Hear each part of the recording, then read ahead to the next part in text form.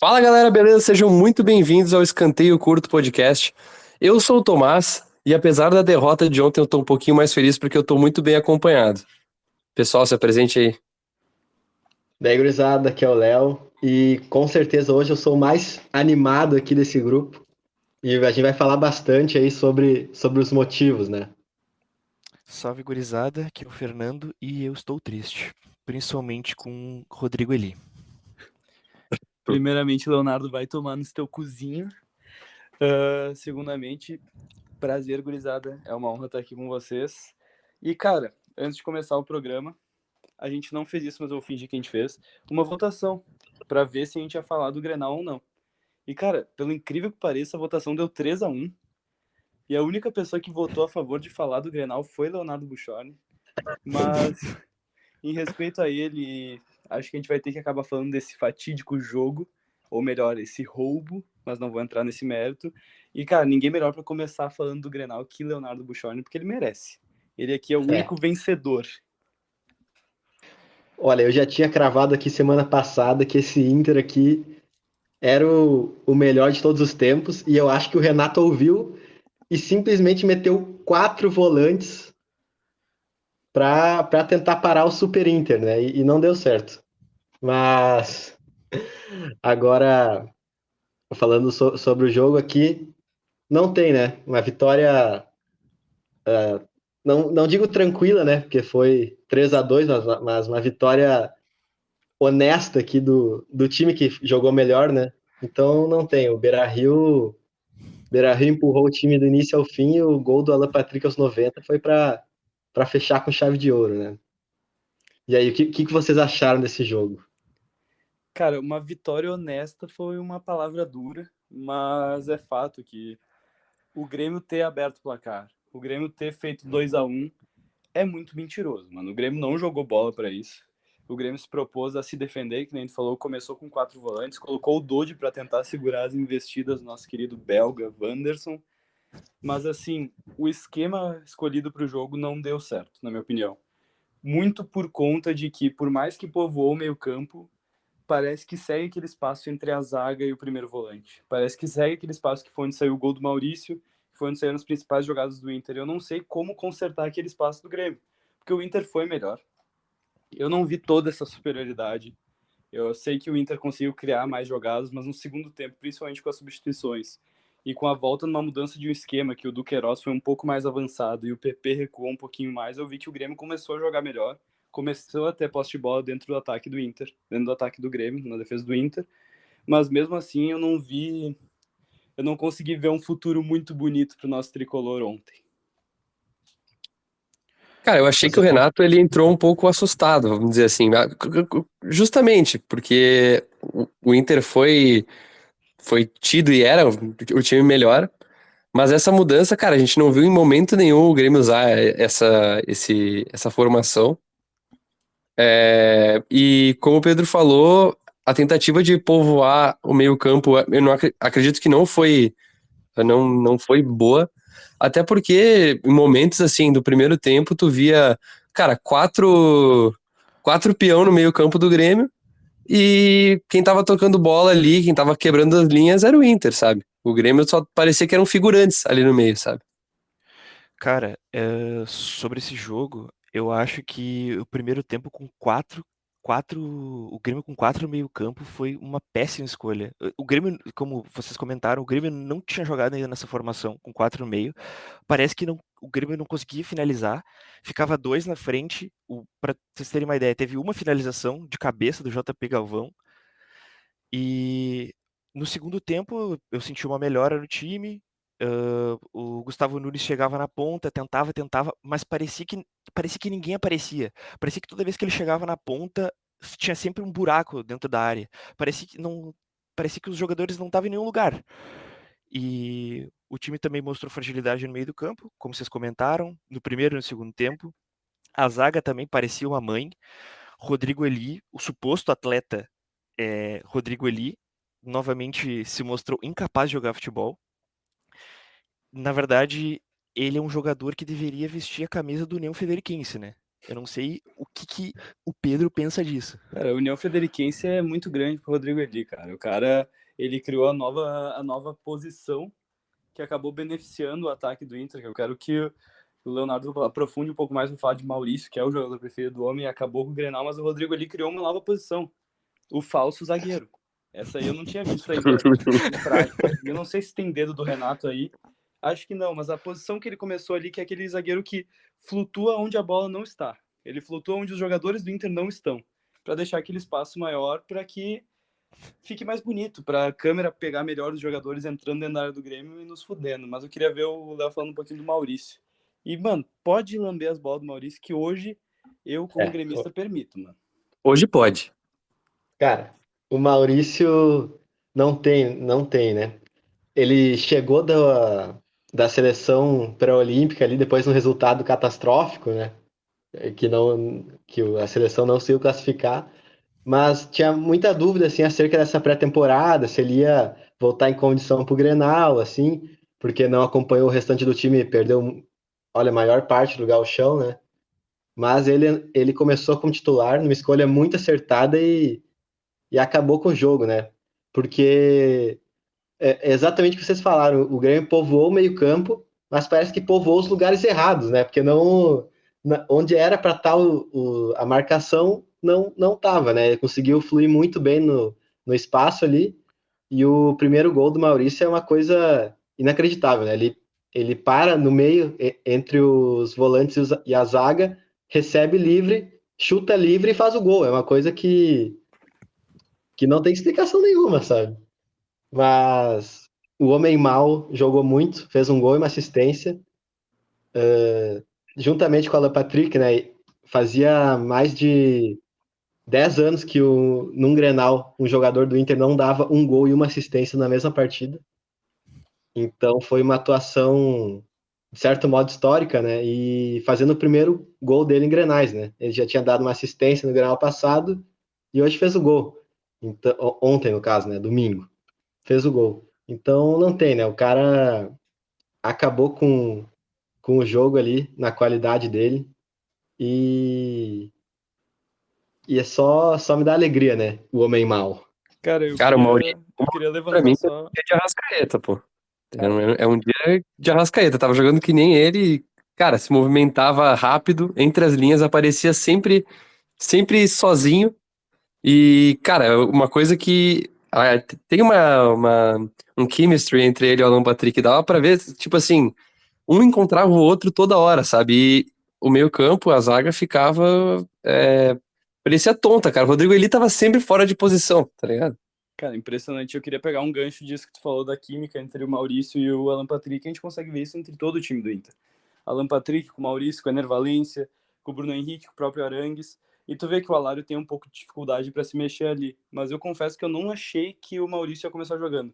Principalmente porque ele não tinha jogado ainda. E, cara, começar num Grenal uma temporada é ser jogado aos leões. Então eu achei que o Kudê não ia fazer isso. Acabou fazendo, deu muito certo. E eu queria trazer a pergunta para vocês, que para mim foi o que ficou me matutando na minha cabeça depois que eu tomei um banho em posição fetal, chorando, lembrando do Grenal. Eu pensei, cara, quando o Borré entrar nesse time do Inter, quem que vai sair? Porque eu pensei, tá, vai sair o Alário tranquilo. Mas hoje o time do Inter, me desculpa, o Alário não joga no time do Inter hoje, principalmente porque o Alan Patrick jogando naquela função de segundo atacante junto com o Ener Valencia, muda o time do Inter de patamar. Eu sei que o Kudê gosta de jogar com os dois centroavantes, mas, cara, eu não vejo quem sai desse time pra entrada do Borré. Porque, pô, Bruno Henrique jogando muito, Arangues jogando muito, Maurício entrou destruindo. Não consigo ver um esquema em que o Borré substitua, por exemplo, o Maurício. Não sei se vocês concordam comigo. Não, eu concordo e eu acho que vai ser uma dor de cabeça, mas pelo menos uma dor de cabeça boa, né, pro Kudê, porque ele vai ter jogadores de alto nível, né, para poder fazer os ajustes que ele achar necessário no esquema, enfim. Mas eu acho que é uma questão muito difícil, sabe? Porque o Borré também vai chegar sem ter feito uma pré-temporada, né? Vai chegar num time que hoje já está montado, né? Esse time com... Tanto que ele não começou o Alário no Grenal. Em alguns jogos ele começou com o Alan Patrick, o Alário e o Ener Valencia. Mas no Grenal não foi o caso. No Grenal ele começou com o Ener Valencia e o Alan Patrick fazendo a dupla na frente e o Alário entrando depois, né? Eu, sinceramente, não sei como ele vai adaptar esse esquema, né? Porque atualmente essa é a escalação que é a cara do Inter, né? A cara do Inter do Kudê é o Inter que jogou o Grenal, né? Esse estilo de jogo. Então eu acho que vai ser muito complicado dele ajustar, mas olha, é melhor ter jogadores nesse calibre para ajustar do que ter que se contentar com Luiz Adriano, com Pedro Henrique entrando e fazendo a função que dá, né? Olha, eu acho que se o time do Inter, quando chegar o Borré no meio do ano, eu acho que se o time do Inter tiver bem encaixado, é capaz do Borré se manter como reserva e, tipo, vir entrando aos poucos e não assumir a titularidade. Porque pra que mudar o time que tá ganhando, né? Tipo, não tem por que mexer num elenco que vai estar encaixado. Então é capaz do Borré chegar e, quem sabe, assumir a titularidade só no ano que vem, né? Não sei o que vocês pensam disso, mas eu acho que o Borré vai ter que brigar por espaço nesse time do Inter aí. Só se o Kudê, sei lá, inventar de pôr o Ener Valencia lá pra ponta, como tava usando quando ele chegou, e botar o Borré ali. Não sei, mas. Cara, é difícil, eu concordo com o que vocês falaram. Vai depender muito de como tiver o momento, se os centroavantes que já tem agora estiverem rendendo, não tem por que trocar. O Borré, acho que, cara, já ficou muito tempo no banco no Werder Bremen, não vai ter problema ficar no Inter. Cara, é E tem muito. a questão da Copa América, né? Da questão da discussão se o Brasileirão vai parar ou não. Então, até nesse período aí, o Alário, a princípio, vai ser o titular absoluto, né? Então, essa posição eu acho que vai estar bem mais disputada do que a gente poderia achar no começo da temporada, né? Porque no começo a gente pensava, vai jogar o Ener, o Borré e o Alário no banco. Era praticamente certo essa discussão, mas agora, com esse esquema, assim, começa a ficar mais questionável, né? A escolha do time titular, né? Talvez para tomar um banco no começo, né? Não chegar como esse titular absoluto, assim, que era toda a pinta que ele ia chegar já. Cara, é muito triste ver essa discussão lá do Internacional, ver, tipo, os jogadores de qualidade que o Léo acabou de citar. Pô, Valência, Borré, próprio Alari, daí tu vai entrar ali Maurício, Wanderson, tu consegue mexer várias peças com uma qualidade muito alta. Pô, tu vai colocar na montagem do time do Grêmio hoje, cara, teve uma hora que saiu o JP Galvão e entrou o André Henrique, tá ligado? O André Henrique parecia que tava ensacado em plástico bolha, assim, não conseguia correr ontem. Então, tipo assim, é muito bom ver um time do Inter, agora não falando como um gremista, mas falando como um amante de futebol mesmo. É muito bom ver um time do Inter que tá com uma base muito sólida e só vai ganhar mais entrosamento até a metade do ano. Cara, a gente não pode saber, tipo, a gente pode supor, mas a gente não sabe como é que o Borré vai vir. Vai que o Borré vem e começa a empilhar gol que nem foi o Soares ano passado, tá ligado? Aí não tem como botar o homem no banco. Mas hoje esse esquema, para mim, o esquema principal que vai deixar o Inter no topo do futebol brasileiro hoje é com o Alan Patrick de segundo atacante. O Kudê conseguiu achar isso, por mais que o Kudê não goste, o Kudê gosta de jogar com um centroavante de área, que nem é o Alário, por exemplo.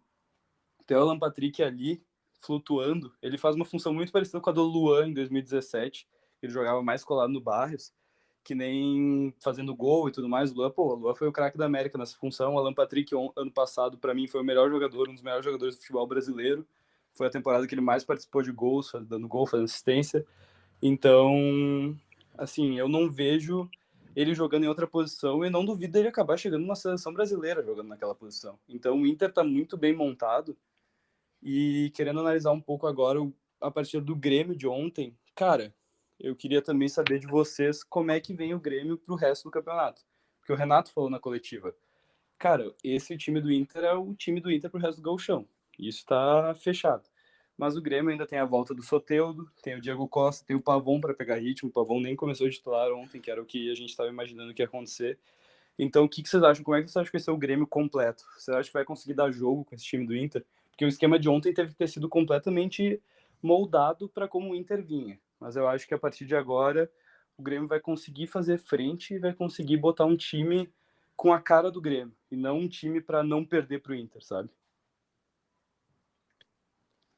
Como eu falei, o Grêmio, ele foi um pouco acudido pela inferioridade que estava se demonstrando. E a gente, como tu falou, tem o Soteldo, o Diego Costa para voltar, tem o Carbajo ainda. Eu acredito que, olha, para mim, a volta do Soteldo não vai fazer milagre, sabe? Eu acho que não, eu acho que vai, obviamente traz uma diferença, é um cara bem mais experiente que o Gustavinho, por exemplo, mas acredito que não vai fazer milagre, sabe? Eu não sei se eu concordo muito com o que o Renato falou, porque também tem a questão do entrosamento, agora vai ter que pegar entrosamento durante uma fase de mata-mata, sabe? Então, sei lá, tem um pé atrás. Eu acho que a situação atual do Grêmio me preocupa, assim, porque mesmo chegando o Diego Costa para jogo, o Soteldo voltando de lesão e o Pavão pegando ritmo, eu não consigo enxergar o entrosamento deles acontecendo tão rápido. Então, eu acho que o Grêmio, na próxima fase do Gauchão, ele vai estar prejudicado. Não, o Soteldo não vai conseguir fazer milagre, né? O Gustavinho ontem chegava na ponta, driblava, perdia a bola. Então tem que ter aproximação do atacante com ponta, tem que ter. O time tem que estar com uma química, tem que estar com a química em dia. E eu acho que isso vai fazer muita falta nas próximas fases do Gauchão. Mas eu queria saber como vocês avaliam as trocas do Renato ontem. Ele fez só 3 alterações já nos minutos ali, quase finais do segundo tempo. Queria saber se vocês acham que ele tinha que ter mudado o esquema antes, tinha que ter, ou até mesmo começado de uma outra maneira. Como é que vocês avaliariam essa partida de ontem do Renato? Cara, pra mim a principal mudança no segundo tempo foi quando ele avançou um pouco mais do Queiroz e segurou um pouco mais o PP, que eu achei bem discreto ontem. E, querendo ou não, essa aproximação do Queiroz deu um pouco mais de intensidade naquela pressão no primeiro terço do campo. O Grêmio conseguiu ficar um pouco mais propositivo, por mais que não teve finalizações. Teve uma hora no segundo tempo que apareceu a estatística. Acho que eram 5 finalizações do Grêmio contra 13, 14 do Inter. Então, assim, o Grêmio não conseguiu implantar aquele estilo de jogo atacando o tempo inteiro, mas conseguiu manter um pouco mais a posse de bola no ataque. Para mim, o principal destaque ali foi o Gustavo Nunes, porque por mais que ele não tenha tido aquele destaque de chutar em gol que nem ele fazia, porque ele sempre ataca o espaço, ele conseguiu pelo menos se destacar, que nem o Fernando falou, ele estava muito sozinho.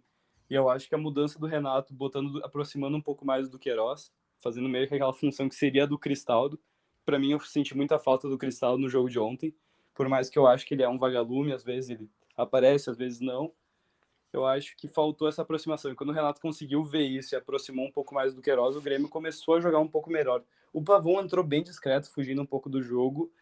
E na questão do centroavance ali ainda é uma posição que não importa quem o Renato colocasse ali, não ia conseguir render. Tentou trabalhar o JP Galvão como pivô, tentou fazer isso com o André Henrique também usando a bola aérea, mas não deu certo. Não sei a opinião de vocês, mas para mim não deu certo e o principal problema nosso é a aproximação. Eu senti a falta do Cristaldo nesse jogo, mas é aquilo, também é a mesma coisa que eu critiquei no Renato, mas o jogo claramente foi um jogo de se defender do Grêmio. E o Cristaldo, a gente sabe como é que é na questão cara, de marcação e tal, o cara não desempenha um papel muito relevante. Eu acho que essa foi a lógica que o Renato adotou para a escalação inicial. Mas, cara, ali no momento que o Grêmio começou a ganhar um pouco de superioridade, talvez a entrada do Cristaldo poderia ter mudado, sabe? Porque daí entrou o Nathan Fernandes descansado, entrou o André Henrique, que apesar de descansado, como o Pedro falou, tá enrolado em plástico bolha. Cara, um jogador como o Cristaldo, que consegue encontrar passes diferenciados, vamos dizer assim, ou, enfim, trabalhar melhor a bola parada, poderia ter feito a diferença, sabe? Eu senti um pouco a falta dele também. Pois é, gurizada. E uma outra coisa que eu queria falar sobre esse jogo, o que vocês acharam da arbitragem? Ai, o silêncio fala por si só, né? Polêmica, né? Polêmica.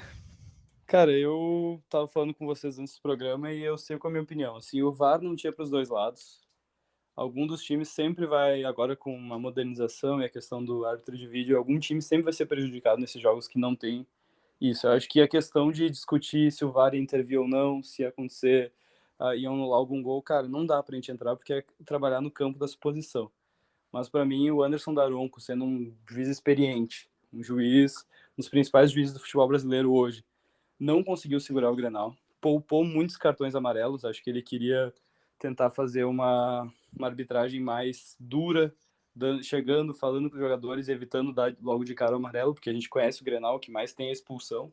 Me surpreendeu não ter alguma expulsão ontem, mas eu achei que foi errado, cara. Teve, por exemplo, vários lances, tanto do Grêmio quanto do Inter, que precisavam de um amarelo logo no início do jogo. Teve uma chegada no Gustavo Nunes, no contra-ataque, para mim, que lá era amarelo na cara. E para mim, a principal...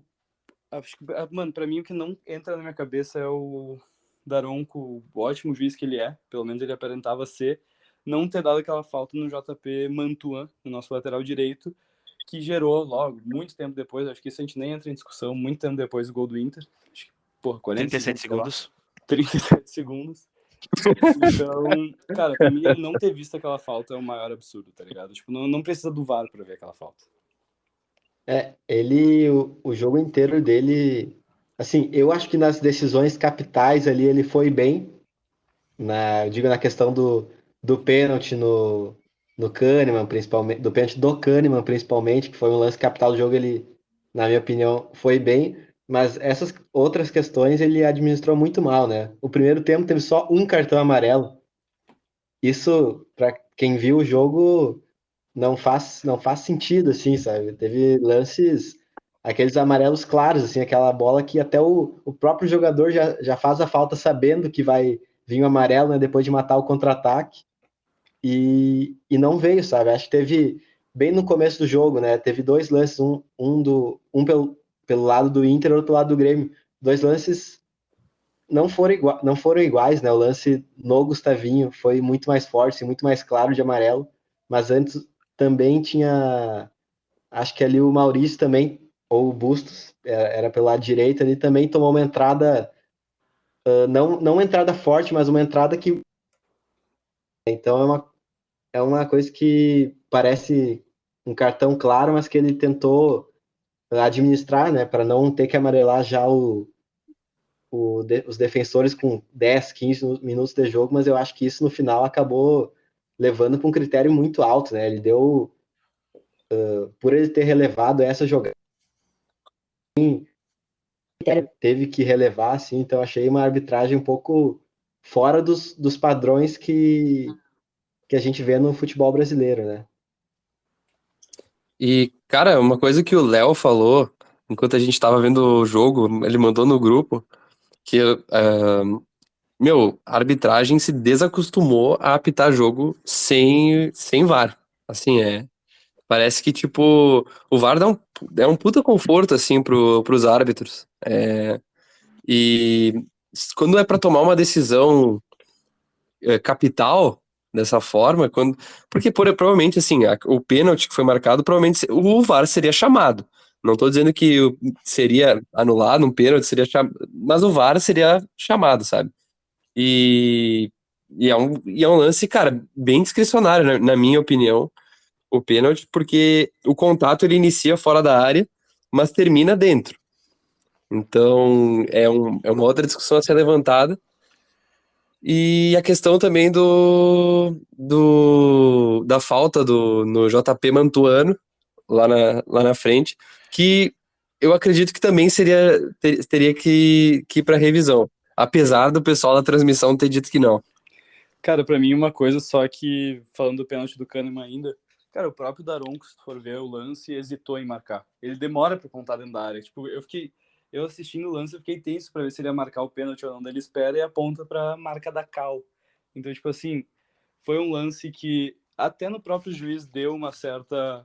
Porque ainda mais, pô, um clássico Grenal que tem tanta repercussão. O Daronco já admitiu que odeia apitar Grenal, que tem medo de apanhar na rua. Um cara daquele tamanho não vai apanhar na rua, né? Um amante do suco não vai apanhar na rua, mas tudo bem. Mas, porra, final de jogo, 90 minutos, um Grenal pegado pra caralho. Porra, o Reinaldo não foi expulso por um pentelho. Não sei como o Reinaldo não foi expulso daquele jogo. Então, tipo assim, marcar aquele pênalti o cara tinha que ter culhão pra marcar aquele pênalti. E querendo ou não, o Daronco teve. Agora, se ele tá certo ou errado, ninguém nunca vai saber, vamos ser bem sinceros. Só o Gaciba. Só o Gaciba vai responder.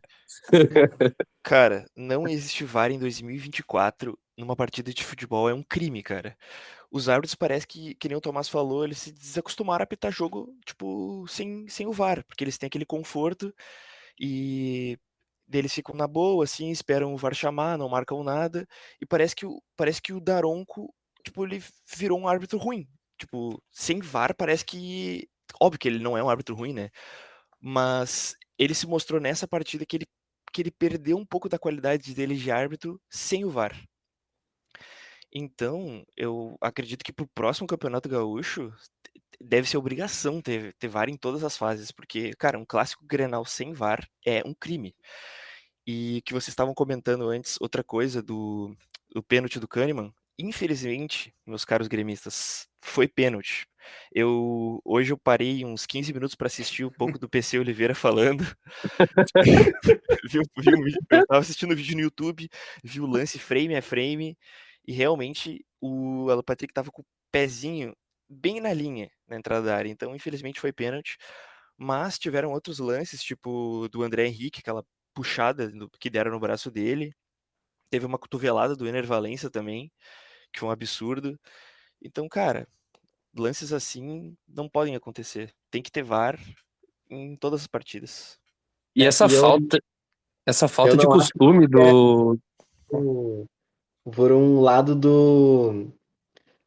Como eu posso dizer, eu não acho que é só falta pelo lado da arbitragem. Eu acho que a falta do VAR também muda o jeito que os jogadores se comportam em campo, sabe? Kahneman Muda lutando com certeza. jiu-jitsu?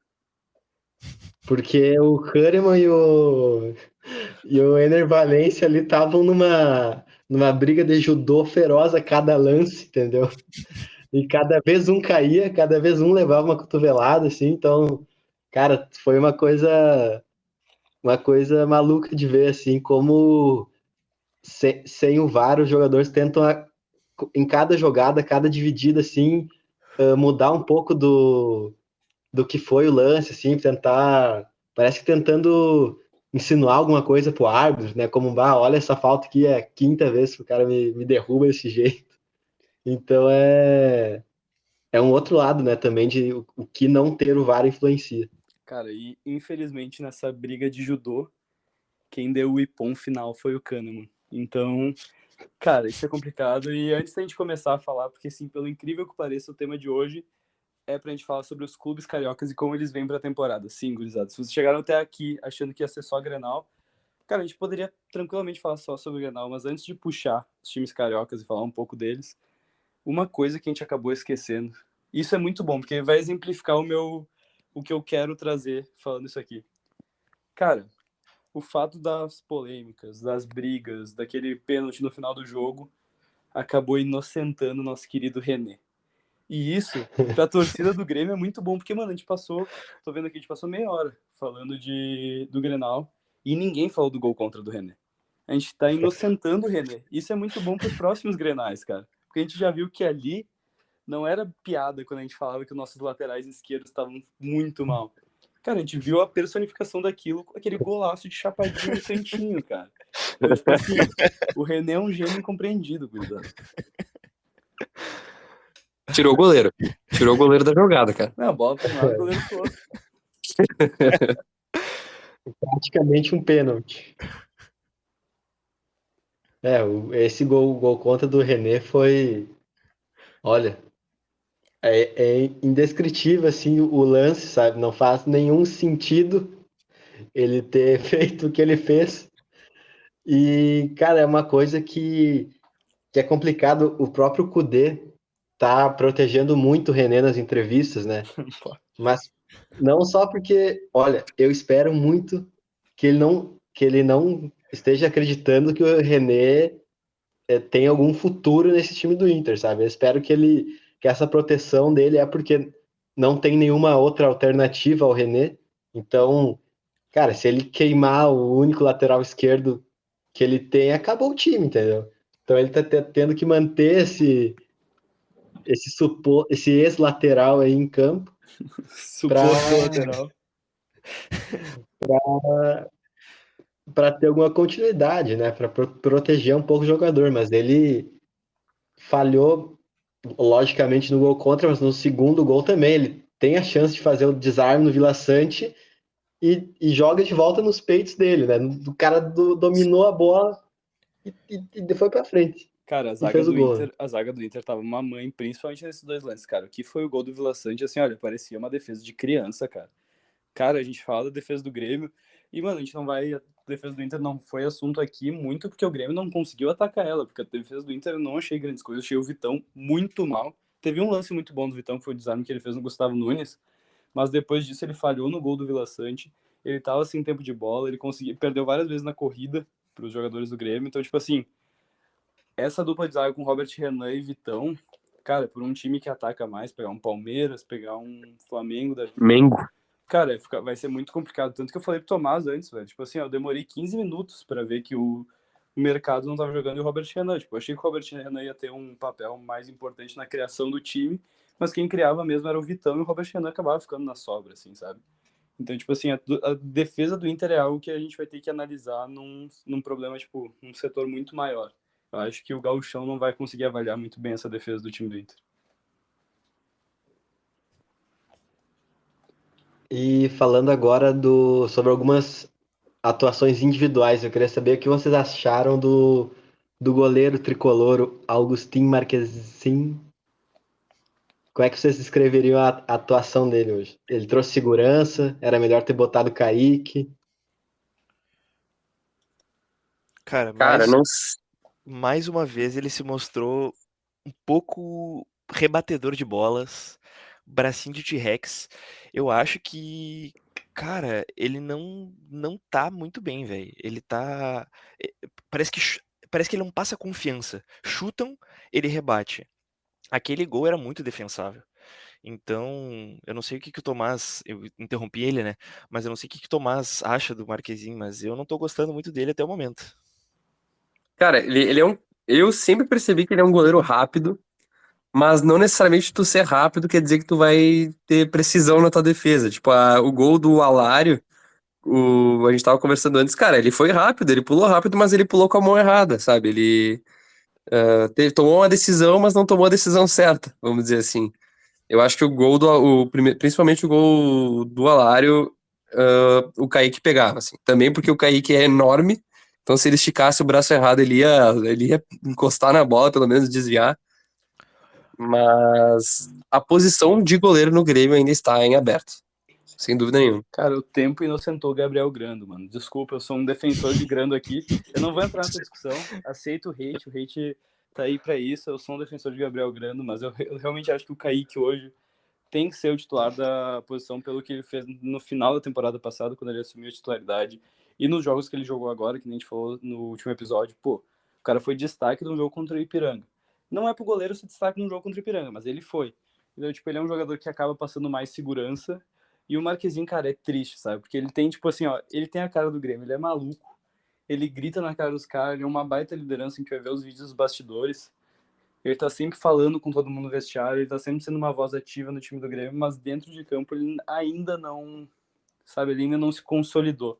E o principal medo da galera era como ia voltar a explosão e a agilidade dele, porque ele teve uma lesão de tendão de Aquiles, ele é um goleiro velho, acho que ele tem 35 anos para cima. E daí a gente pensou, tá, a qualidade ele tem, mas tem que ver se ele vai estar com a explosão em dia. E, cara, é o contrário, tá ligado? A explosão tá em dia. Olha aquela bola que ele salvou entre aspas, né? Que ele ia ser um gol ridículo do Inter. Ele conseguiu na recuperação pegar a bola no cantinho.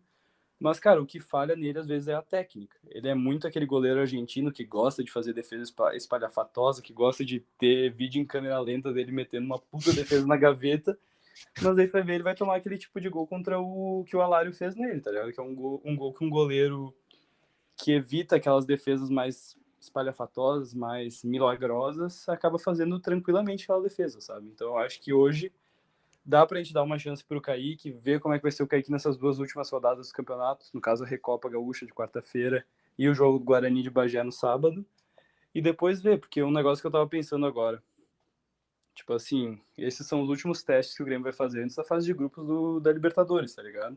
E querendo ou não, o time que terminar o Campeonato Gaúcho é o time preparado para Libertadores, é o time que vai ser montado para Libertadores. Então, assim, hoje é um time que não passa segurança no goleiro, a zaga, cara, não tem ninguém ali que seria titular da zaga. Tipo, eu não consigo ver algum jogador do Grêmio que seja titular. Pra mim, o Gustavo Martins ainda é o mais titular de todos eles, tá ligado? Ele não tá jogando. E não é usado. Não, impressionante. Eu não sei o que o Rodrigo ali tá antes na hierarquia, tá ligado? Não sei se o Renato tá querendo queimar o jogador pra nunca mais usar, porque ele foi um jogador caro que ganha bastante. Então, tipo assim, o Grêmio não tá com o time pronto, vendo agora, mas ainda tem mais um mês e pouco pra começar a organizar pra Libertadores. O que me assusta bastante, velho.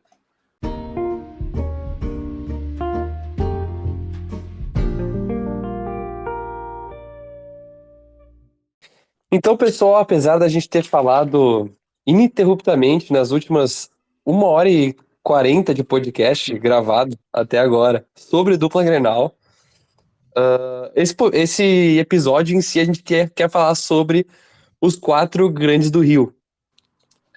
A começar pelo Flamengo. Pedro, quais são tuas impressões? O que tu tem para nos dizer? Cara, eu vou trazer uma discussão pra mesa. Porque o Flamengo começou um processo, acho que muito começou esse processo no ano passado, principalmente, e agora tá tomando corpo, que é um processo de reformulação daquele time de 2019, né, cara? Que parece que o Flamengo parou no tempo, em 2019, e tava ainda seguindo com o mesmo esquema. Pô, Rodrigo Caio até pouco tempo tava no time sem conseguir chutar uma bola. Felipe Luiz, por mais que foi muito bem temporada passada, principalmente contra o Grêmio, filha da puta, não adiantou. Everton Ribeiro controlava aquele meio campo, mas eram jogadores que estavam em fim de ciclo. E a gente escutava muito isso quando tinha jogo do Flamengo, os comentaristas sempre falavam no fim do ciclo. Vocês acham que realmente o ciclo de 2019 acabou e que o Flamengo tem que reformular tudo ou ainda tem pessoas que se salvam? E não tô falando de 2019 especificamente, mas tô falando dos anos que decorreram aquele time vitorioso do Flamengo. Cara, eu acho que o Flamengo, ele já vem se reformulando, sabe? Tipo, querendo ou não, o Flamengo foi campeão em 2019 da Libertadores, em 2022, né? Eu acho que foi isso. E, cara, a base era praticamente a mesma, só que com algumas peças novas. Mas eu sinto que o Flamengo se reforçou bem, cara. Tem, o Luiz Araújo é muito bom, tem o De La Cruz, o Everton Cebolinha tá jogando muita bola. Que saudade. Léo Pereira também encontrou o amor e agora tá comendo a bola também. Então, cara, eu acredito que esse time do Flamengo tem futuro. Meu, a É, esse, reformulação do Flamengo eu acho que foi muito bem pensada, assim.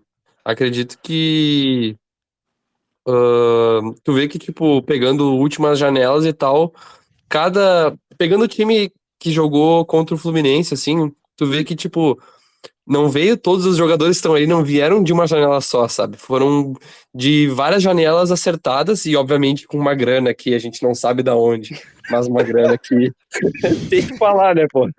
Mas é uma grana, porra, uma grana do caralho.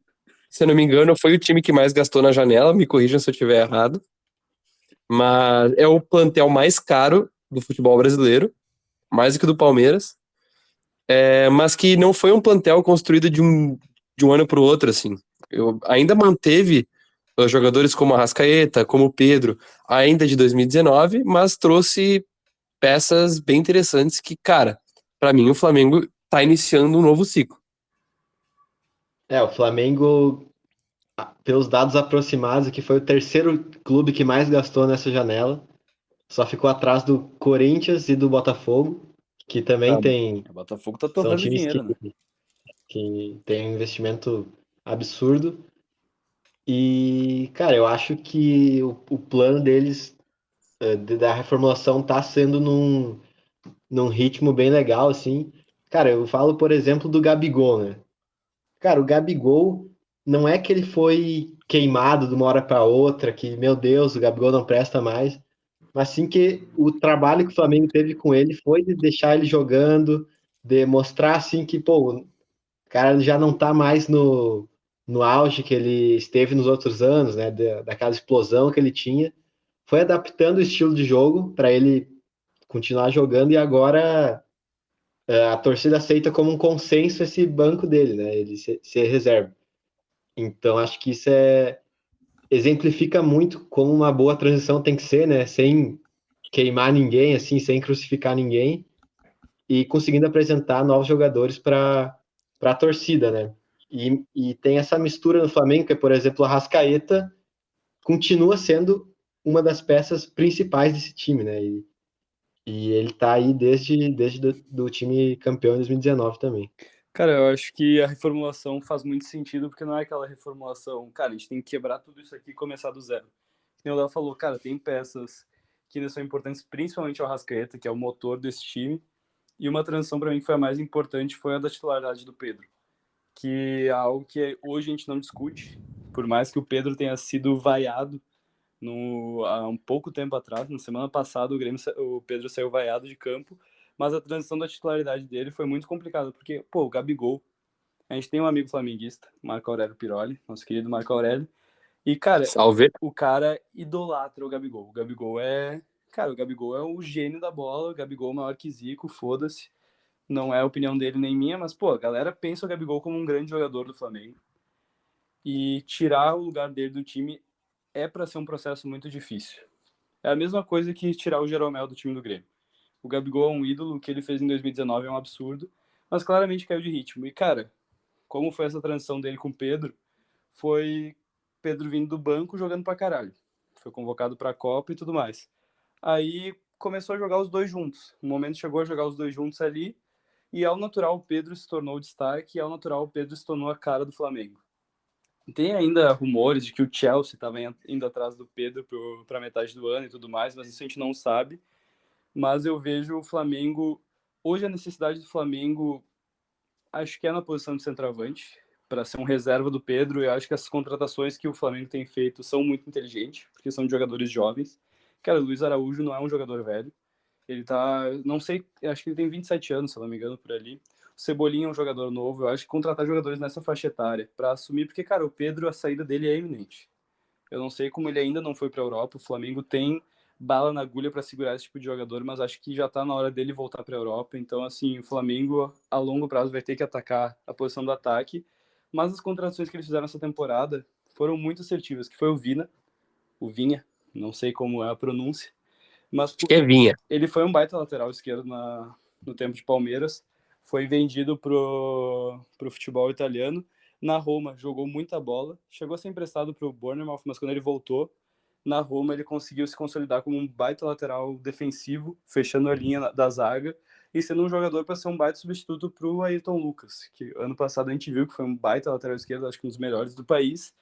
E o Vinha acho que vem para logo acabar tomando essa titularidade para dar uma segurança defensiva e liberar mais os pontas, principalmente o Everton Cebolinha, que hoje é o destaque desse time do Flamengo, né? Meu, o Ayrton, sobre o Vinha, cara, eu acredito que o Flamengo pretenda vender o Ayrton Lucas, porque, meu, são dois laterais esquerdos, tipo, muito fortes, como tu falou. O Flamengo tem bala na agulha pra segurar esses caras e tal. Da onde eu não sei, vou repetir, não sei da onde vem essa bala e da onde vem essa agulha. Mas, cara, Ayrton Lucas, meu, até pouco tempo tava sendo convocado pra seleção brasileira, sabe? Então, não tem como botar esses dois pra jogar. Claro, o Tite é um ótimo técnico, pode achar, sei lá, botar o Ayrton Lucas pro outro lado, não sei.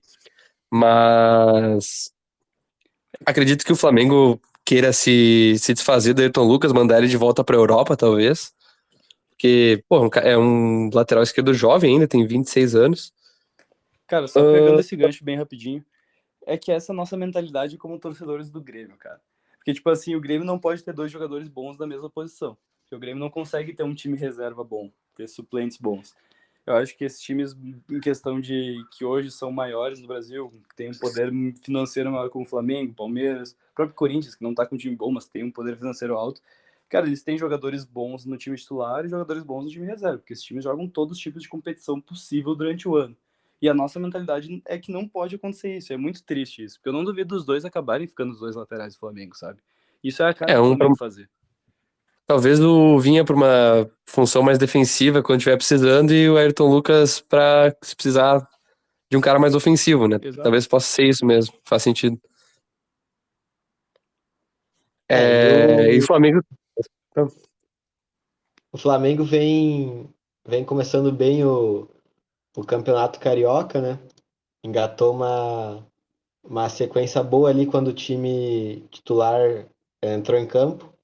Eles estão com 5 vitórias seguidas aqui, incluindo dois clássicos, né? Contra o Botafogo e o Fluminense.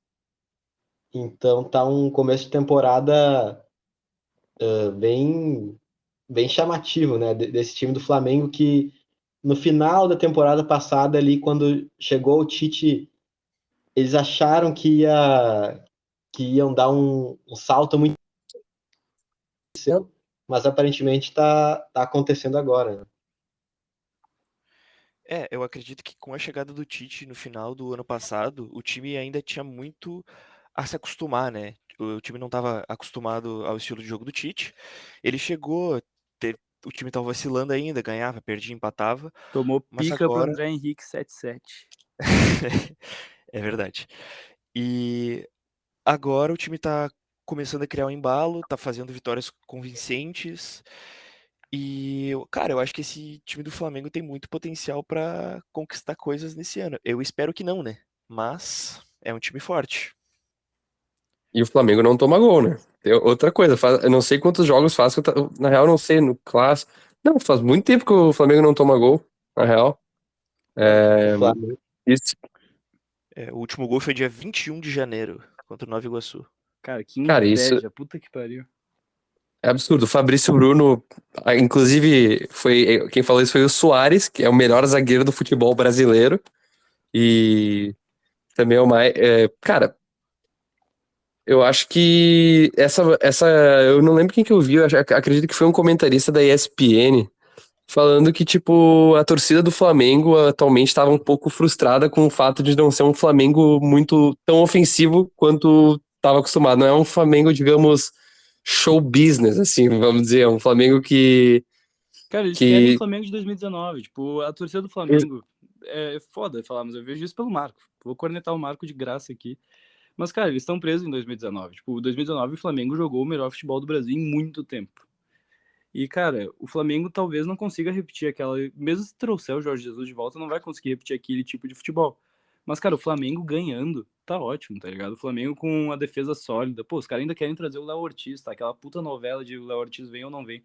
Se fecha o Léo Ortiz, pô, Léo Ortiz, Léo Pereira, o Fabrício Bruno. Mandaram o Pablo embora, foda-se o Pablo. O Pablo não vai mudar nada nesse time, mas, porra, essa zaga que eles estão montando, com goleiros consolidados, bons goleiros, e com essa lateral esquerda que a gente falou, tanto com o Ayrton Lucas quanto com o Vinha, muito bem servida, cara, a defesa do Flamengo é onde vai começar o time, tá ligado? E é um time, é uma defesa muito sólida que vai dar muita liberdade pro Flamengo jogar. O Flamengo pode não golear todo o jogo, mas, porra, vai ter um time que não vai sofrer riscos lá atrás, sabe?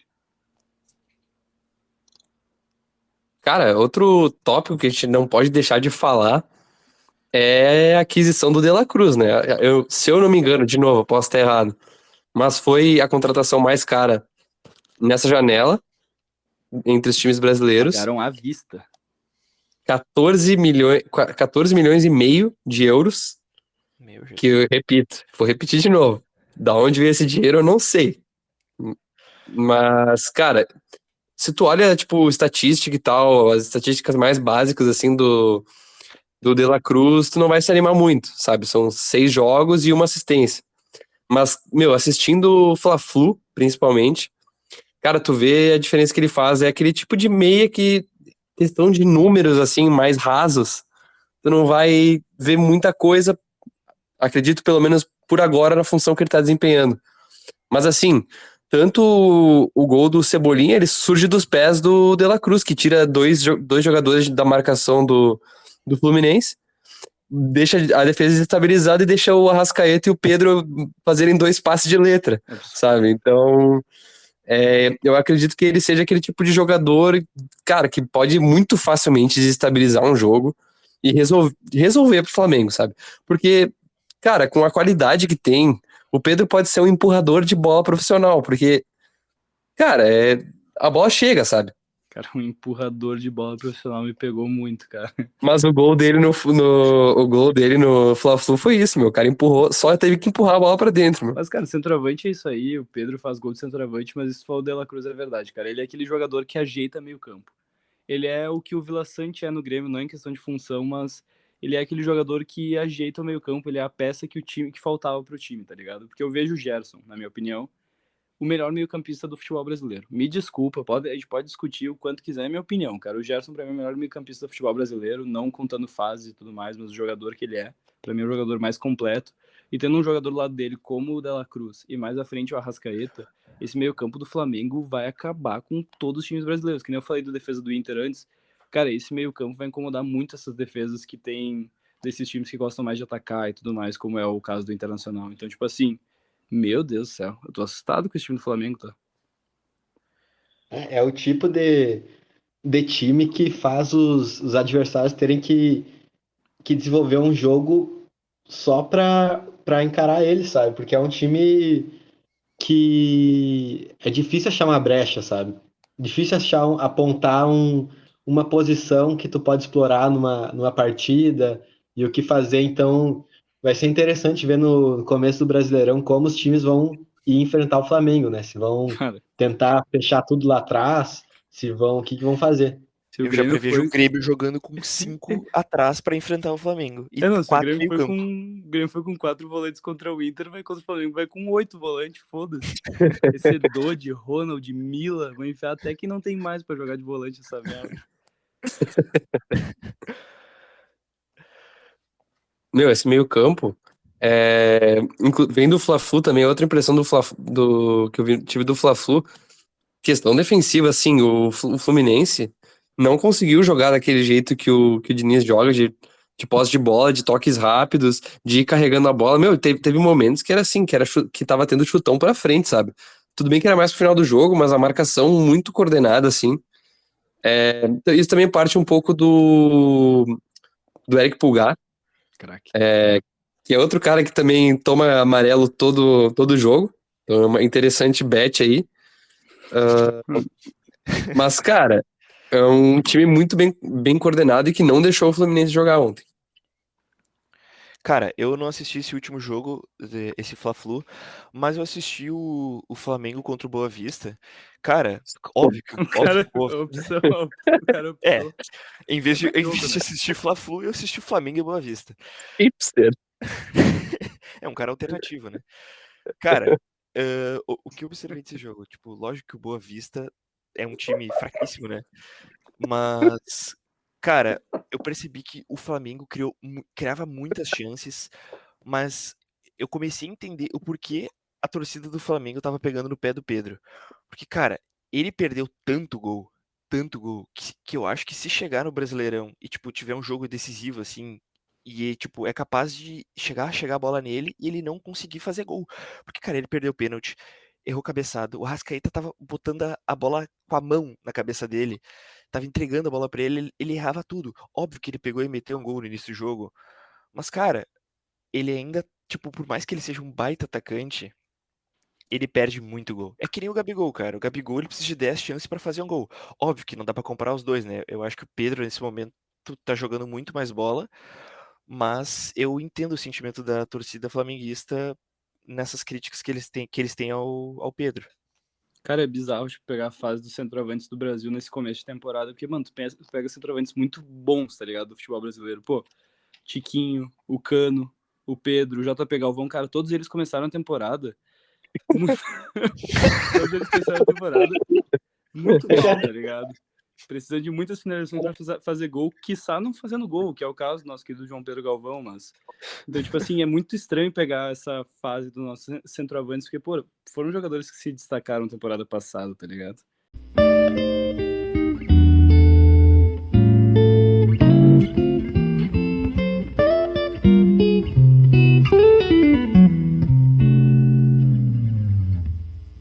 Bom, pessoal, seguindo nosso tour pelo Rio de Janeiro, tá na hora de falar sobre o Fluminense, que temporada passada, com o apoio de 70% do estado do Rio Grande do Sul, levou a Libertadores.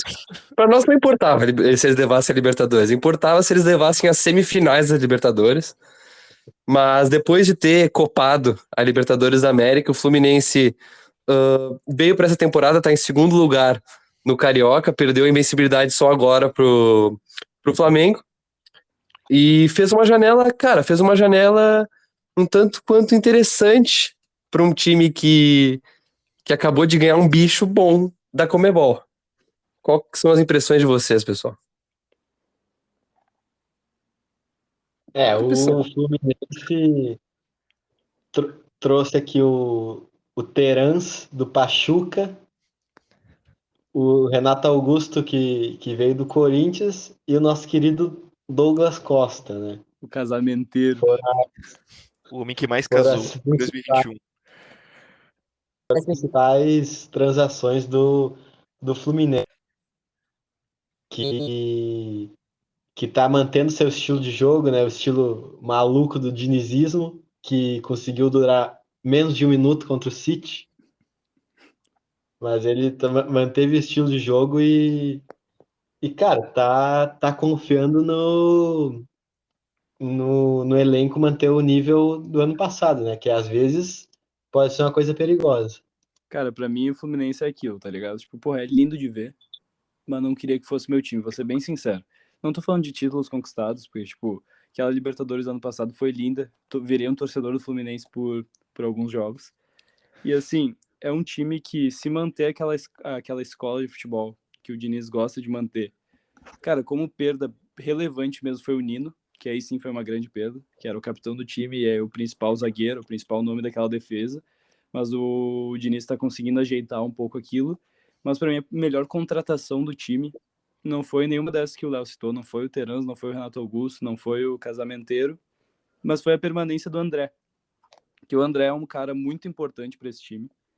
Era o cara que comandava o meio-campo. E por incrível que pareça, o Fluminense conseguiu manter ele pelo menos até a metade da temporada. O que ali eu acho que ele não escapa. Os times ingleses já estão sedentos para ter o André no meio-campo, mas ter mantido ele pelo menos até a metade do ano vai dar uma folga para o Fluminense poder ir atrás de um jogador para aquela função. Porque ele é aquele cara que a gente já viu jogando na zaga para abrir o meio-campo, a gente já viu ele atuando um pouquinho mais à frente. Ele é aquele. Mano, ele era o Arthur na época do Grêmio, só que fazendo mais funções ainda, porque o Diniz é maluco e gosta de usar os jogadores em todas as funções possíveis. Então, manter o André com a adição desses jogadores que o Léo citou, o Fluminense mantém uma base muito forte para esse ano. Se vai ter bola para competir contra os times que têm maior poder aquisitivo, eu não sei. Mas eu torço muito. O Fluminense é um time que eu ganhei muito, muito carinho por causa do ano passado. Cara, eu acredito que o time do Fluminense, ele. Não sei se ele vem bem pra essa temporada. Tipo, teve algumas perdas com o Nino e tal, mas contratou o Douglas Costa, é uma boa contratação. Mas eu acho que as laterais, no momento, me preocupam. Não me preocupam porque eu sou gremista, né? Mas elas preocupam o torcedor do Fluminense, porque, cara, Diogo Barbosa e o Guga atualmente tá sendo titular, né? O Samuel Xavier teve um problema, mas essas laterais, elas não são muito fortes, cara. São laterais que sobem muito e quando descem, que nem a cachumba, é um problema, né? Então, eu acho que o Diniz tem que cuidar com esse time aí, porque principalmente aquele toque de bola que eles têm na zaga ali, que, cara, eu assisto, eu não sou torcedor do Fluminense, mas eu fico com o coração na mão, eu fico agoniado de ver aquele time tocando a bola na frente do gol. A bola passa colada na linha do gol do Cara, time, é do time deles. nojento aquilo, cara. Cara, eu fico assustado. Eu fico, meu Deus, eu fico agoniado. E Não, ainda e mais sabe, Bom, sabe o pode que é o falar, pode pior? falar. Sabe o que é o pior? Só entrando nesse. Só pegando esse gancho. Cara, agora ele começou a botar o Thiago Santos na zaga. E é o Thiago Santos fazendo esse tipo de passe que tu tá falando. Então, pelo amor de Deus, cara, é o cu na mão o tempo inteiro. Eu não queria ser torcedor do Fluminense. Cara, e eu sinto que esse estilo de jogo do Fluminense, eu não sei quanto tempo ele dura, sabe? Por mais que o time eles tenha os jogadores eles tenham confiança de tocar a bola ali na frente, cara, eu acho que não tem muito tempo assim para os times estudarem e fazerem uma pressão tão absurda que, tipo, o Fluminense vai ter que começar a dar balão pra frente. Que nem o Tomás falou que contra o jogo do Flamengo eles tiveram que começar a dar balão. E eu acho que vai ser isso, cara. Porque, tipo assim, é um time que tenta tocar sempre a bola curtinho, tenta evitar dar balão ao máximo e sempre manter a posse de bola. Mas eu acho que ao longo do ano os times vão começar a se atentar nisso e se fizer uma pressão forte nesse time, vai sair aqueles gol bizonho, vai ter desarme do goleiro, vai ter gol bizarro, erro de passe, que nem aconteceu contra o City. Óbvio que não dá para comparar o futebol brasileiro com o City, né? Mas os times vão estudando o futebol do Fluminense e com isso dá para é, Armar um antijogo. armar um antijogo Armar contra esse esquema do Diniz, né? pra pegar. Cara, se o Boa Vista ainda não armou esse É, antijogo, o Fluminense, Pode dizer. é, o Fluminense veio com o Cano sendo o destaque da temporada passada, mas que está fazendo um começo de temporada agora um pouco tímido, né? O Cano que nessas últimas partidas fez 2 gols, mas um deles foi naquele jogo 4-1, que foi um jogo que ele perdeu muito gol. Ele perdeu muito gol e fez o segundo gol dele no Carioca contra o Sampaio Corrêa, mas não conseguiu marcar nos jogos mais importantes, né? Não marcou contra o Vasco, não marcou na ida da Recopa, não marcou agora contra o Flamengo. repelente de clássico. Então, assim, o Cano era um jogador que foi responsável por, olha, mais de 70% das vitórias do Fluminense tranquilamente, né? Porque ele decidiu muito. E o homem foi Então, responsável por uma das maiores tristezas da tua vida, né, Leonardo? não, o cara é um dos maiores inimigos recentes do, Da do Inter. felicidade. O algoz da morangada. Cara, mas agora, olha, tomara que ele pague o preço e não faça mais gol. O cara jogou a zica. Cara- Sai O zica. cara fez uma sai zica. mandinga pra cima do Cano. Mas vamos ver, né? Vai ter o jogo de volta aí da Recopa. E aí, vamos ver como é que vai estar o Cano, né? Que esse começo de temporada não tá muito longe de ser o que foi o Cano de 2023. Cara, a questão dos reforços, não tem reforço nenhum para pro ataque, como eu tava falando, assim, acho que o único reforço pro ataque que eles trouxeram foi aquele Marquinhos, que é do Arsenal, e o Douglas Costa, que pra mim, cara, não combina com nenhum time mais, tá ligado? Esse cara não combina Cara, se mais fosse com futebol pra mim. um futebol ele combina, uma dupla ali. Se pá, né, pode ser. Mas as contratações do meio-campo, do Terans e do Renato Augusto, eu fiquei animado, cara, porque são dois jogadores que combinam com o Flu, tá ligado? Que combinam com o Diniz, sabe? Ah, muito porque são velhos, mas Futebol também, idoso, né? Eu assim, mas também porque, cara, Renato Augusto com 36 anos, que tava jogando no Corinthians, cara, ele tava salvando o Corinthians temporada passada. Era só ele que jogava, a parte que ele não tava machucado.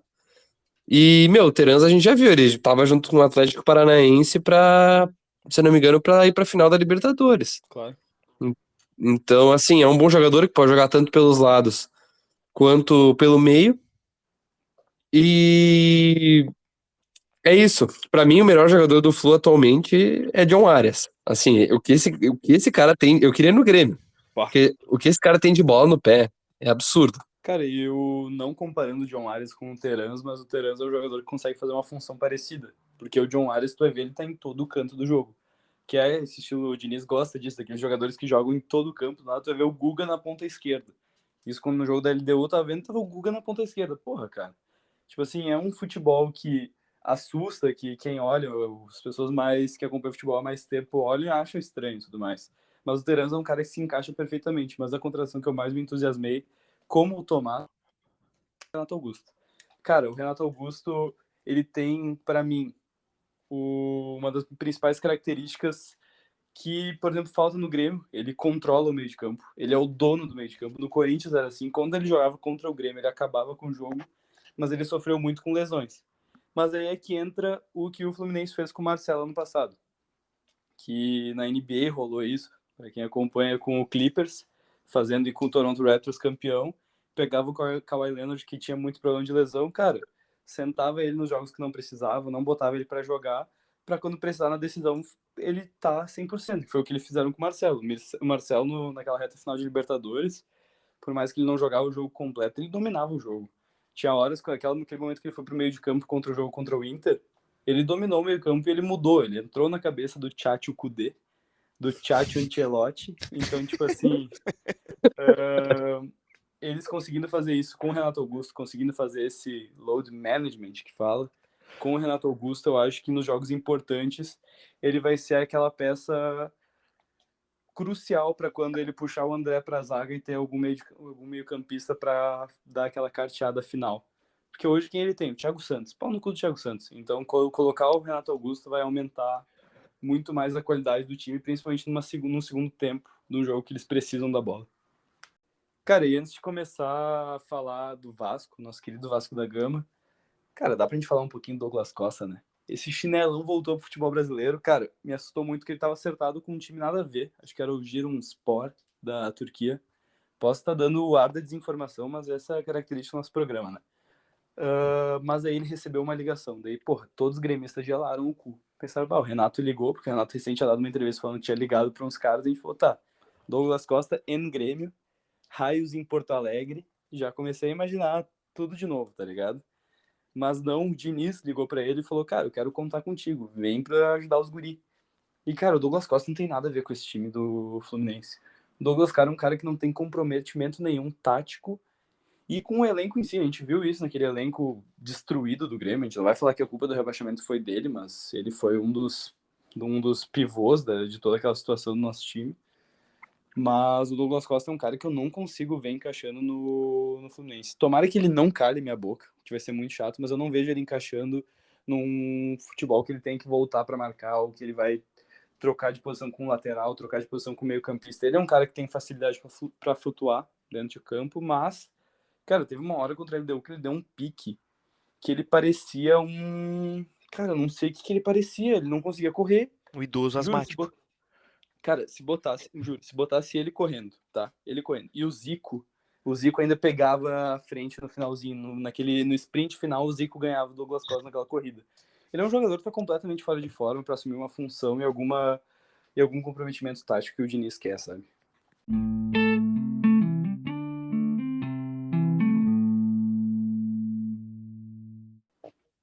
Bom, e depois desse desabafo, contando toda a sua história e tristeza com o Douglas Tomar no Costa cu.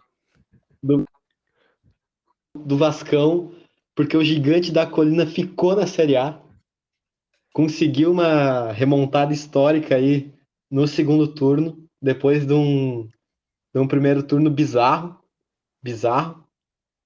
em questão de pontuação. O Vasco tá aí, né? E começou o Campeonato Carioca ali suando, mas tá ganhando, tá atualmente aqui na quarta posição. E, cara, eles deram uma reformulada legal no elenco aqui e a gente vai comentar sobre isso. Cara, acho que o Vasco é um time que se reforçou muito bem, como o Léo falou. Trouxe o zagueiro João Victor, que, cara, veio do Benfica. Eu admito que eu não conhecia ele, não fazia ideia. Mas, se eu não me engano, contra o Fluminense, ele, porra, apesar dele ter cometido um pênalti que quase. Não, foi contra o. Caraca, puta. Eu acredito que foi contra o Fluminense. Ele quase acabou fazendo com que o Flu ganhasse o jogo. Mas é um jogador que era desejo do Ramon Dias e que carrega a bola, meu. Que é um jogador zagueiro criador, vamos dizer assim. Assim como a gente tinha falado do Robert Renan no Inter, eu acho que está para o João Victor no Vasco. Depois de Tomás ter demonstrado seu ódio, em outras palavras, por João Victor e seu desconhecimento sobre o nosso querido jogador, cara, o Vasco tem uma base de time, não vou dizer sólida, porque a gente viu como foi para ficar na Série A, foi um parto, mas eles estão com um time interessante. Aquele jogo contra o Botafogo clássico, eles conseguiram se sobressair pelo esquema que eles montaram e também pelo psicológico fraco do Botafogo, que a gente vai comentar mais para frente. Mas, cara, eu acho que os pilares, tirando as contratações, é o Vegetti, que foi um achado da diretoria, foi um achado da 777 para o Vasco, e hoje ele, em companhia com o Dimitri Payet, montam uma das duplas mais legais de ver no futebol brasileiro hoje. Porque o Vegetti é aquele tipo de centroavante que, empurra a bola, empurra zagueiro, empurra goleiro, tudo pra dentro do gol, não quer nem saber quem tá pra frente. E o Payet é aquele jogador, eu acho que hoje é o jogador que tem a maior qualidade com a bola no pé do futebol brasileiro, cara. Tem aquele domínio que ele dá no meio de campo contra o Botafogo, que ele domina de letra, que, pelo amor de Deus, cara, o Payet hoje em forma, que é o que a gente viu, se eu não me engano, eu tava vendo no comentário do jogo contra o Botafogo que ele perdeu 8 quilos na pré-temporada. Ele tá, eu acho que no auge físico da carreira, pelo incrível que pareça, o cara comprou a ideia do Vasco. Então, acho que essa dupla, junto com as adições que o Vasco fez na temporada, não vai correr tantos riscos como foi em 2023. Mas, cara, essa dupla aí tem, digamos que tá ameaçada, né? Que a torcida do Vasco é a torcida que mais se movimentou pra tentar convencer o Giroud pra vir pro Brasil e, e fazer um par ali junto com o Payet. Porque, cara, tem um tweet que é Giroud mais Payet igual a Vasco da Gama, tá ligado? Depois da declaração do Giroud que ele queria jogar fora da Europa um tempo, o único, acho que, se eu não me engano, o único time da Série A que tem um francês jogando, que pode se comunicar É o minimamente com ele, é o Vasco, o porra. É o melhor gigante da colina, melhor francês de atividade do futebol brasileiro, né, Thomas? de longe. O Vasco agora vem montando um time com mais calma, né? Porque, cara, as contratações eles acertaram bastante ali no Veguete, trazendo o Payet, mas também veio um monte de jogador que, pelo amor de Deus, sabe? O pacotão. Eles trocaram os ruins do primeiro turno por novos ruins, né? Que foi uma coisa na temporada, mas conseguiram o objetivo, que era a permanência, né? E agora Sim. com esse time montado com mais calma, assim, eles vêm tentando recuperar o protagonismo, né? Mas também é um processo difícil. Eles estão com o David, O ex-internacional, DVD. ex-São Paulo, DVD no, no ataque ali. E, cara, é ver o que vai ser o desenrolar, né? Estão com bastante jogador chegando aí, que vai pegar ritmo durante a temporada. E, cara, o Vasco é um time que é complicado, cara. É complicado saber qual o teto desse time, né? Porque são muitos jogadores que não individualmente não chamam tanta atenção, mas provavelmente num esquema assim são jogadores capazes de fazer um bom futebol. Cara, é aquela escola de contratações Cruzeiro. Ninguém sabe quem é, né? Tipo assim, ó, o Cruzeiro, cara, eu vi um tweet muito bom. A gente não vai falar de Cruzeiro hoje, obviamente, mas você viu um tweet muito bom, tipo, um torcedor cruzeirense botou: ah, cara, em um ano a gente saiu disso pra aquilo. E tu vai ver os jogadores, mano, não conhecia o nome de ninguém. Eu juro, eu só reconheci o Wesley ali no meio daqueles bagres. Mas essa escola do Vasco de contratar desconhecidos e alguns jogadores bons tá sendo interessante, cara, porque tem alguns jogadores que se salvam. O Vegetti foi um caso deles. Eu acho que o Adson vai ser um jogador que, cara, a gente viu valências dele no Corinthians. Não sei como tá o futebol dele no Nantes, não acompanhei o Nantes na temporada passada, me desculpem. Mas eu acho que o Adson logo, logo vai tirar o lugar do DVD no time. E o Vasco vai conseguir montar um esquema interessante para essa temporada. Mas uma coisa que me surpreendeu é o Leonardo ter falado não sei quanto tempo sobre Vasco e ainda não ter citado nosso querido Gabriel Peck, mano. Isso me assusta porque o cara é o maior fã de Gabriel Peck no Brasil, depois do Gui. Cara, o Gabriel Peck foi, infelizmente, os corações brasileiros, foi vendido pro LA Galaxy, foi lá dar uma descansada em Los Angeles, né? Desfrutar Cara, da vida boa. por mais que com certeza não era um dos melhores jogadores do país, mas, cara, o que ele deu de sangue por esse time na temporada passada é loucura. Acho que olha, na primeira, segunda rodada do campeonato passado, ele que fez os gols da vitória do Vasco, então, que acabaram no final sendo pontos importantíssimos, né? Só que, infelizmente, ele se despediu do futebol brasileiro e ontem fez no Galaxy contra o time do Messi. Time do Messi não, time do Suárez, cara. Mas, cara, com certeza um jogador que vai fazer falta, né? Um jogador com essas características e com essa identificação com o Vasco. E com esse coração, né?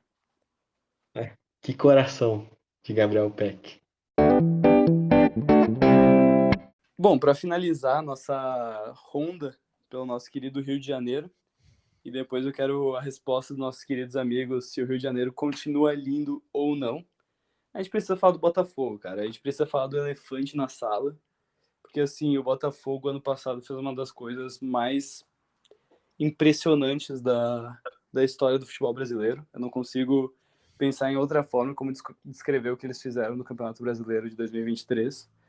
Mas, mesmo assim, depois de o Thiago Nunes, nosso querido Pranchetinha, que já não está mais entre os jogadores do Botafogo, foi demitido, obviamente, acabou falando numa entrevista um pouco antes que, cara, tinha jogadores pedindo para dar um tempo, para não entrarem, para não jogarem pelo Botafogo, por um tempo pelo menos, para recuperar o psicológico, cara. Porque o que aconteceu no final do ano passado não existe. O que foram aquela reta final depois daquele jogo do Palmeiras, acabou com todo o time, desmantelou todo o time, e era um time muito bom, cara. Era um time que assustava os adversários. Eu lembro quando o Grêmio foi jogar a primeira vez contra o Botafogo, eu tava cagado.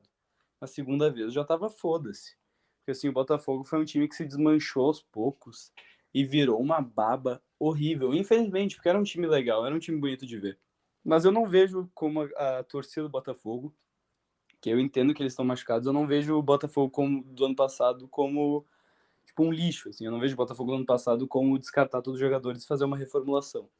Lógico, tendo em vista o psicológico é importante, mas tem jogadores que se salvam no ano passado. Eu não sei se vocês concordam comigo, mas, cara, eu vejo alguns jogadores ali que tranquilamente jogariam em times grandes do futebol brasileiro. Então eu não entendo essa queima que querem fazer, sabe?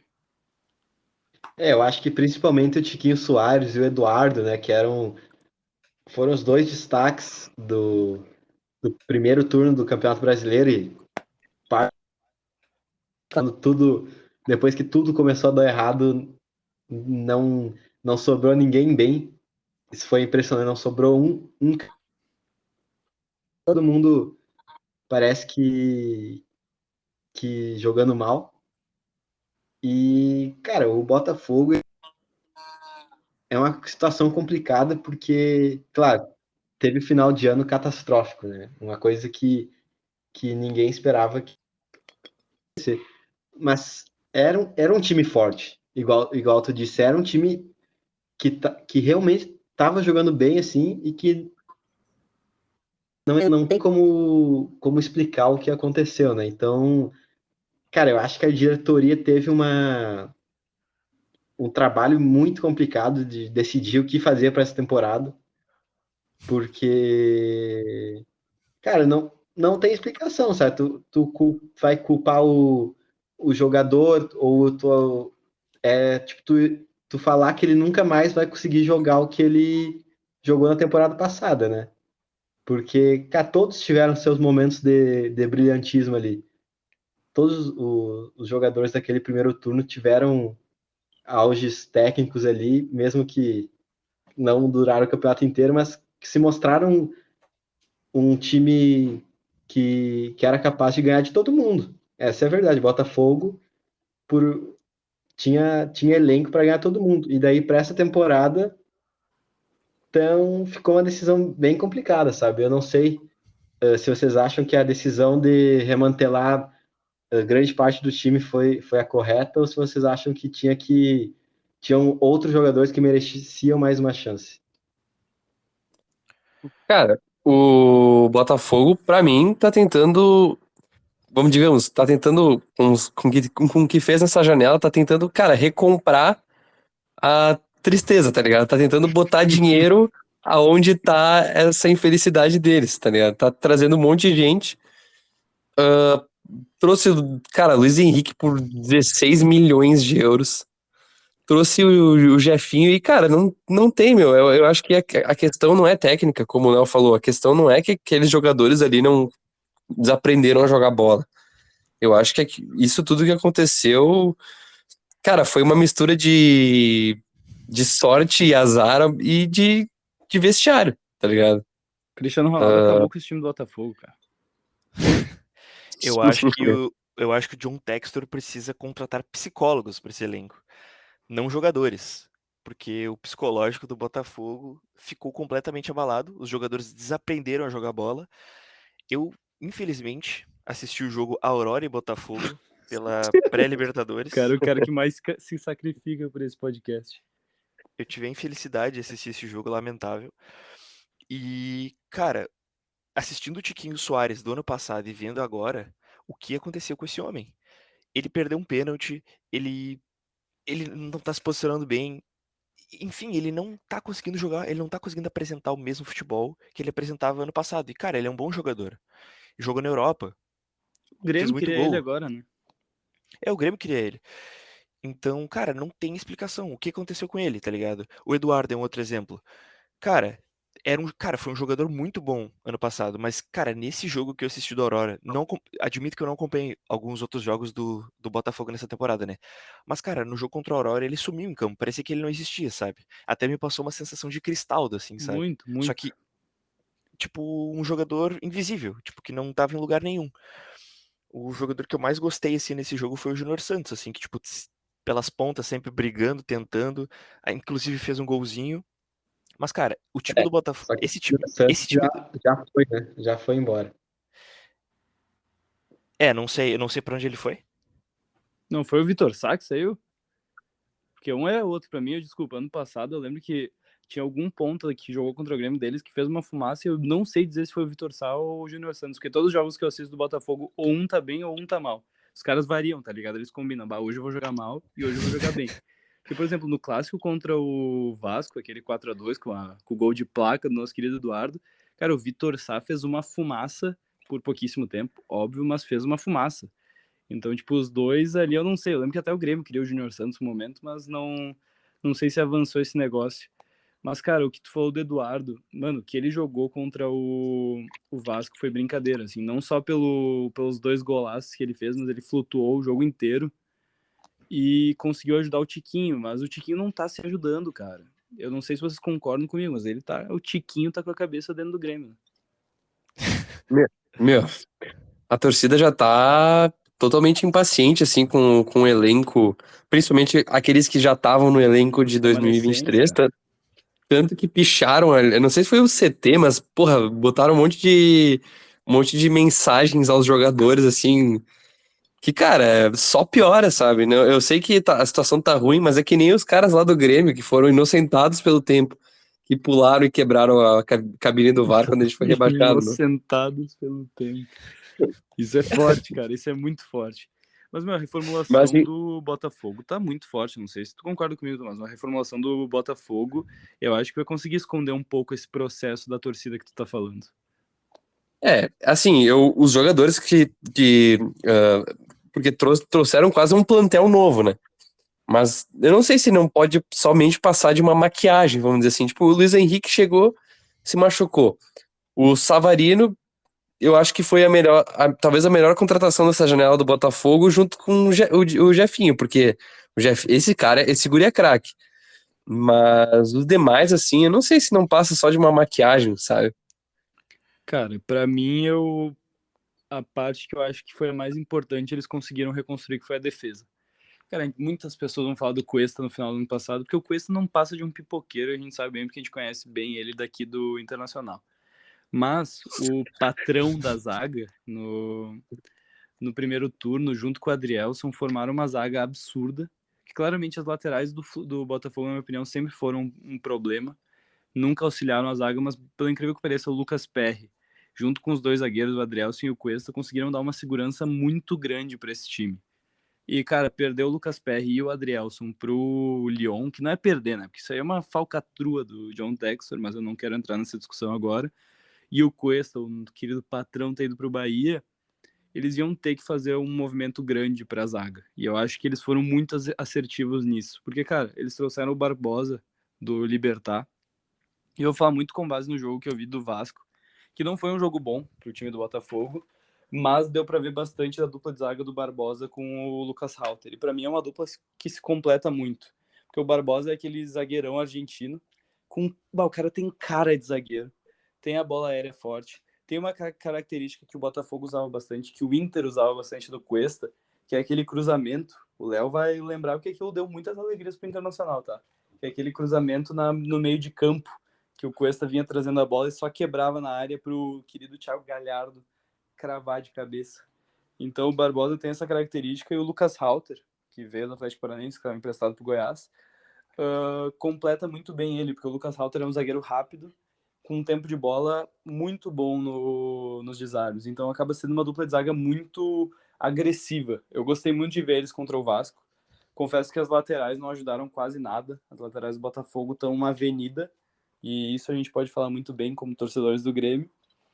E o primeiro volante, cara, eles trouxeram o Gregory agora e estão tentando ajeitar para a defesa ficar um pouco mais sólida. Mas em questão de dupla de zaga, eles mandaram bem.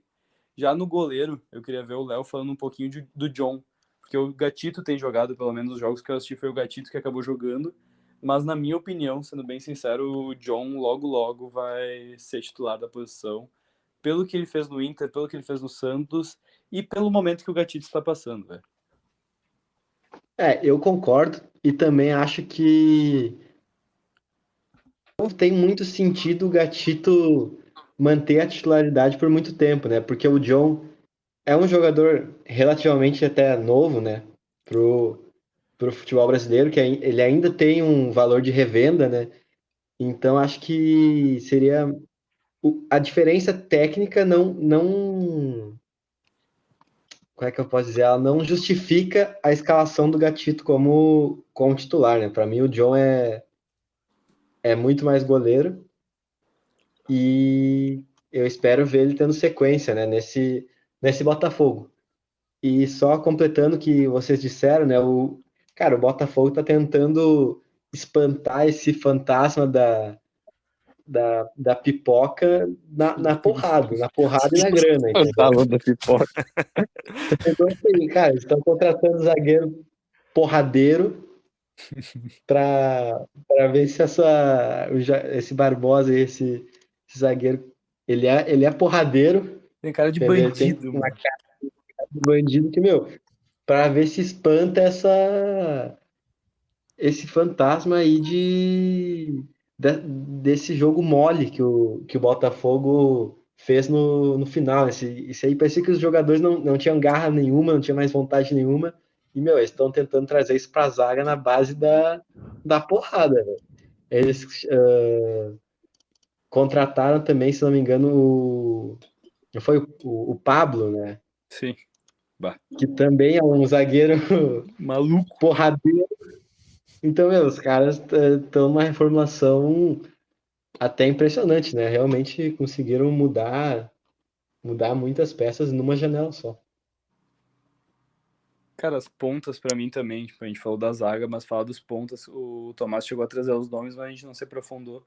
Cara, Luiz Henrique, Jefinho e Savarino, cara, nomes de peso absurdos. Luiz Henrique era um jogador que tava bem no Real Betis, tava com minutos no Real Betis, não era aquele tipo de jogador, por exemplo, que foi o Gabigol, que veio da Europa 100 minutos, ou o Gerson, que tava jogando, mas tava jogando mal no Olympique de Marseille. Cara, o Luiz Henrique tava bem, os jogos que eu vi dele, ele conseguia pesar quando ele entrava no segundo tempo, ele era aquele jogador que incomodava.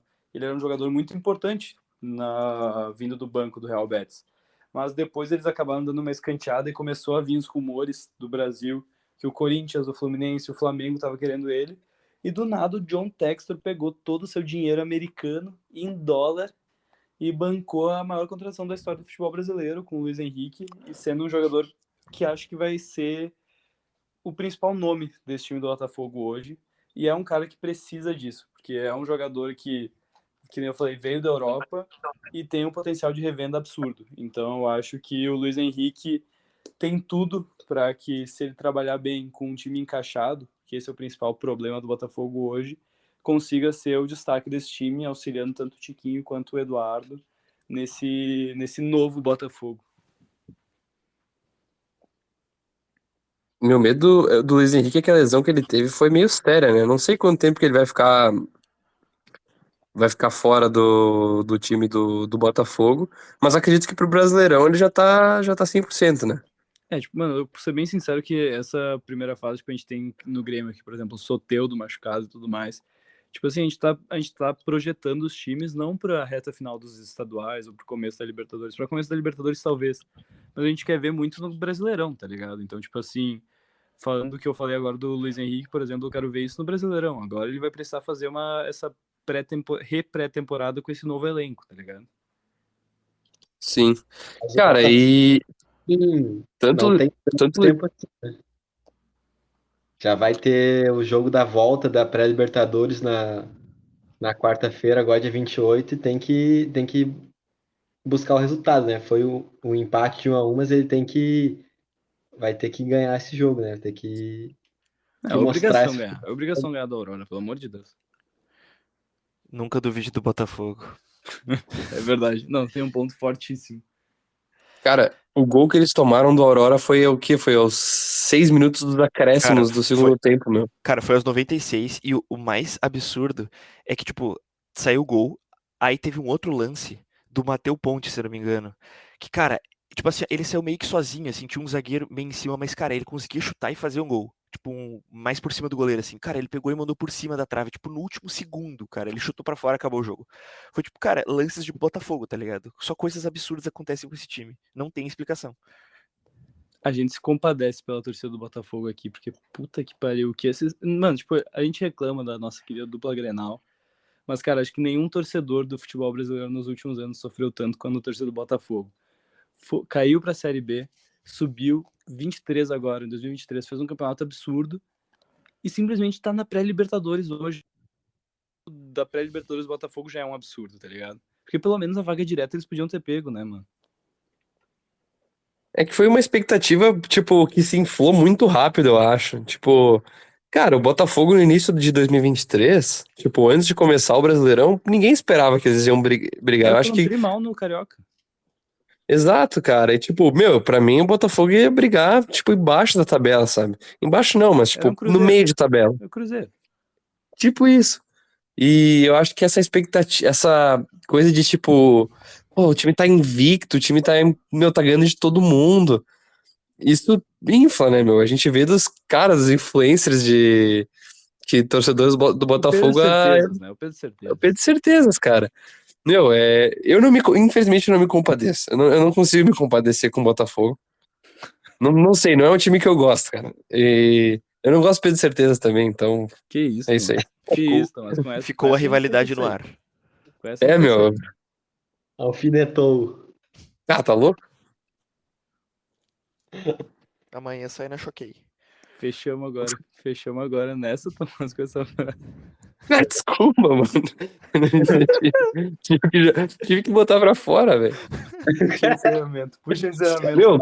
Meu, juro, o cara tava, tipo assim, super desumilde, tá ligado? É verdade. Meu, o cara. Chama o Vasco!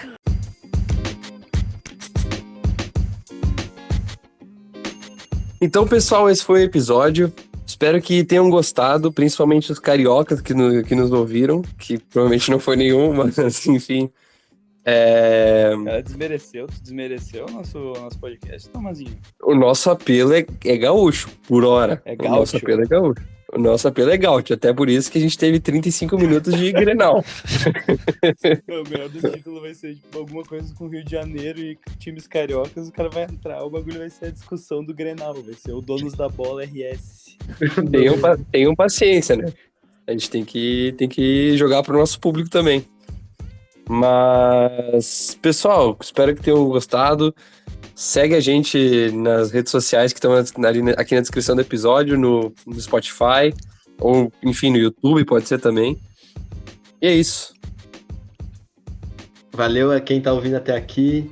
Só queria dar um salve aqui pro Fernando, a hora que eu interrompi ele para passar a maior desinformação da janela de transferências, mas, cara, eu sofri de um efeito Mandela, que eu tava uma semana com plena certeza que o Júnior Santos tinha saído do Botafogo, cara. Porque, cara, eu tava parado em casa e falava, não é possível, mano. O cara tava jogando bem e os caras fizeram isso.